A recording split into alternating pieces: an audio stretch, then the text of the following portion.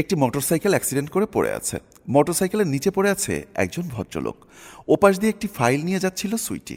সুইটি ওই ভদ্রলোকের হাত ধরে টানাটানি করতেই চোখে পড়ল পাশে পড়ে থাকা মানিব্যাগের উপর। সুইটি মানিব্যাগ হাতে নিয়ে দেখতে পেল অনেকগুলো টাকা।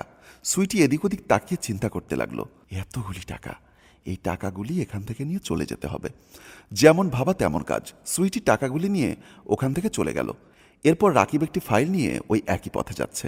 রাকিব ওই মোটরসাইকেল অ্যাক্সিডেন্ট করা লোকটার কাছে গিয়ে হাত ধরে টানাটানি করতেই হঠাৎ রাকিবের চোখ পড়ল পাশে পড়ে থাকা মানিব্যাগের উপর। মানিব্যাগ খুলতেই দেখতে পেল অনেকগুলো টাকা।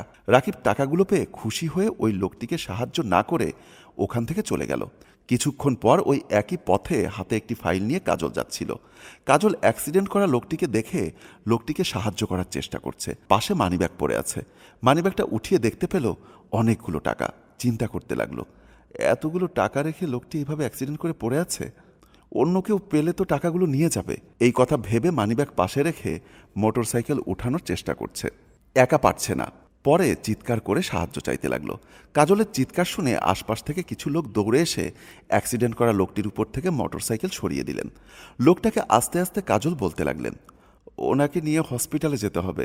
অ্যাক্সিডেন্ট করা লোকটি কাজলকে বলতে লাগলো, আমাকে হসপিটালে নিতে হবে না, আমি ব্যথা পাইনি, আসলে মোটরসাইকেলটা আমার গায়ের উপর পড়েছে, আমি উঠতে পারিনি, ভেতরে আটকা পড়েছিলাম।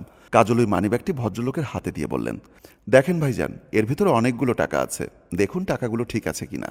ওই ভদ্রলোক মানিব্যাগ খুলে বললেন, আমার টাকা সবই আছে, এখান থেকে একটা টাকাও হারায়নি, আপনি কোথায় যাবেন? জবাবে কাজল বলল, আমি একটা কোম্পানিতে ইন্টারভিউ দিতে যাচ্ছি। জবাবে ওই ভদ্রলোক বলল, আমার জন্য আপনার সময় নষ্ট হয়ে গেল, এর জন্য যদি আপনার চাকরি না হয়? জবাবে কাজল বলল, আমি যদি বেঁচে থাকি আমার চাকরি হবে, কিন্তু আপনি যে বিপদে ছিলেন, আপনার যদি কিছু হয়ে যেত তাহলে আপনার ফ্যামিলির কি হতো? ওই ভদ্রলোক কাজলকে বলল, ঠিক আছে আপু, তুমি তাহলে ইন্টারভিউ দিতে যাও। কাজল অফিসের উদ্দেশ্যে চলে গেল। ওই ভদ্রলোকও মোটরসাইকেল নিয়ে চলে গেল। অফিস রুমে সবাই দাঁড়িয়ে আছে। এর মাঝে চেয়ারে বসে থাকা ভদ্রলোকটি চেয়ার ঘুরাতেই কাজল বললেন, স্যার আপনি? জবাবে ওই ভদ্রলোক বললেন, হ্যাঁ আমি, আর এটা আমারই অফিস। ওনার কথা শুনে কাজল বলল, স্যার আপনি না অ্যাক্সিডেন্ট করেছিলেন? জবাবে রাহুল সাহেব বললেন, অ্যাক্সিডেন্ট করিনি, ওটা আমি অ্যাক্সিডেন্টের অভিনয় করেছি। আমার এখানে যারা চাকরির ইন্টারভিউ দিতে এসেছে তাদের সবাইকে পরীক্ষা করেছি, টাকার লোভ কে সামলাতে পারে। রাহুল সাহেবের কথা শুনে সকলে চমকে উঠলেন, কারণ এরা সবাই অ্যাক্সিডেন্ট করা ওই লোকটাকে সাহায্য না করে ওখান থেকে টাকা নিয়ে চলে এসেছে। এরা সবাই টাকার লোভী ছিল।